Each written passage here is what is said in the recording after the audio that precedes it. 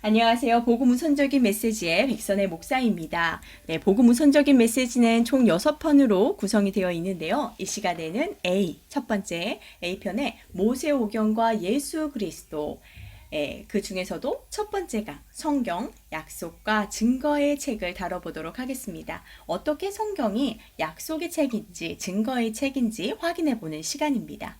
참고로 복음 우선적인 메시지는 두 가지 형태로 진행이 됩니다. 그러니까 제자교육 52는요. 한 주에 30분 정도의 강의로 이루어집니다. 1년에 52주이죠. 제자교육 365는 그 강의를 잘게 잘라가지고 하루에 조금씩 진행할 수 있도록 잘라놓은 것입니다. 네, 그러면 오늘 성경, 약속과 증거의 책으로 이제 한번 들어가 보도록 합시다. 들어가는 말, 복음, 우선적인 메시지. 우리의 믿음은 성경을 근거로 하고 있습니다. 그리고 우리는 성경이 하나님의 영감으로 쓰인 책이라고 믿고 있습니다. 여기에 매우 중요한 질문이 있습니다. 그런데 어떻게 성경이 진실로 하나님으로부터 온 특별 계시임을 알 수 있을까요? 하나님께서 주신 진리라면 하나님을 찾는 자들을 위해서 준비하신 증거가 분명히 있을 것입니다. 그러나 어째서 성경이 진리냐? 이 질문에 많은 그리스도인들이 명료하게 대답하기를 어려워합니다. 또 하나님께서 성경을 통해 무엇을 약속하셨는지도 분명하게 대답하기 어려워합니다. 그러므로 예수님을 영접하고 성령으로 거듭나서 그리스도인이 되었을 때 무엇보다도 복음에 관련된 메시지를 먼저 듣는 것이 중요합니다. 교회 안에는 굉장히 다양한 범주의 선포가 있는데 그중 복음, 곧 기쁜 소식이라는 메시지는 하나님의 언약과 관련된 말씀들입니다. 예수님이 세우셨고, 다음으로 안 넘어가네요. 예수님이 세우셨고 교회의 원형이 되는 초대교회의 선포도 다름이 아닌 이 복음을 전한 것입니다. 복음은 하나님의 약속이 어떻게 예수 그리스도 가운데 성취되었는지를 알려줍니다. 또한 복음은 그리스도를 통하여 우리에게 새로 주신 언약, 그 소망에 관해서 말해줍니다. 네. 그렇다면 우리 한번 질문 던져보겠습니다. 교회 원형이 되는 초대교회 선포 내용은 무엇이었습니까? 그러니까 쉽게 말해서 이제 복음을 증거했다. 이런 거죠. 1. 인류에게 주신 특별 계시 성경. 1. 성경 언약과 증거의 책.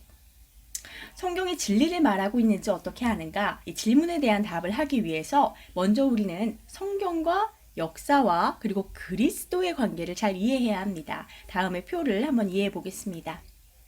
먼저 성경은 나사렛 예수를 중심으로, 그러니까 나사렛이라는 지역에서 태어난 이제 예수라는 이름이죠. 자, 이를 중심으로 그보다 앞서 쓰인 구약 성경과 또 그리스도 이후에 쓰인 신약 성경이 있습니다. 그 뜻은 한자어로는 구약, 옛 약속과 신약, 새 약속입니다. 성경은 하나님께서 인류에게 약속을 주시고 이를 친히 성취해 가시는 약속의 책이라고 할 수 있습니다. 이 약속의 중심엔 누가 있나요? 예수 그리스도이십니다.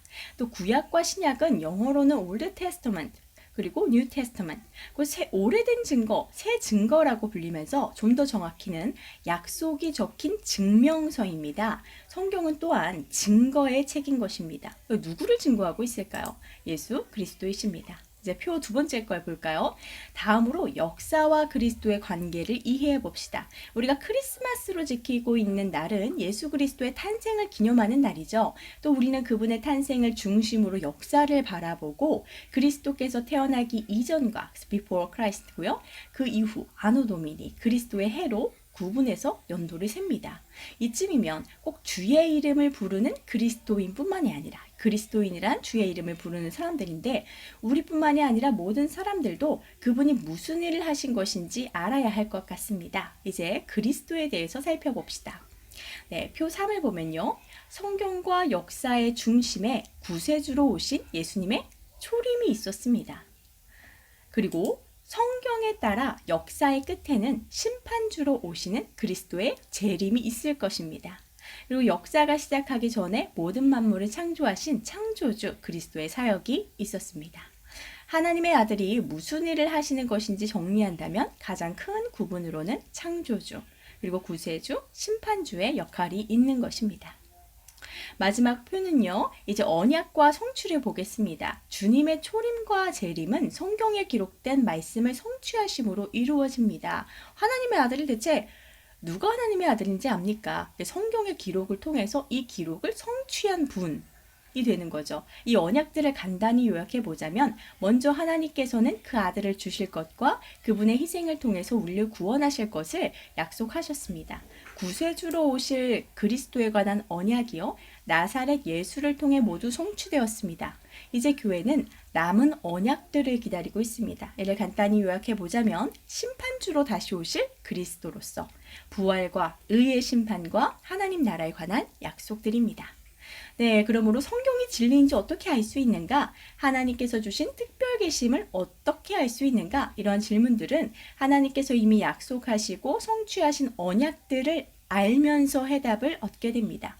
반대로 어떤 약속이 있었고 어떻게 성취되었는지를 모를 때에는 믿음을 고백할 수는 있을지라도 이러한 믿음은 언제나 새로운 위협에 도전받게 될 것입니다. 확실한 증거에 기반하고 있는 믿음이 아니기 때문입니다.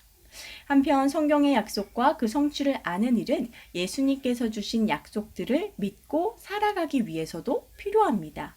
예수님께서 우리에게 부활이 있다, 하나님의 나라가 있다, 의의 심판이 있으니 이제 하나님의 뜻대로 살아가라, 이런 것을 요청하셨습니다. 주님께서 약속하신 대로 다시 오실 것, 재림이죠.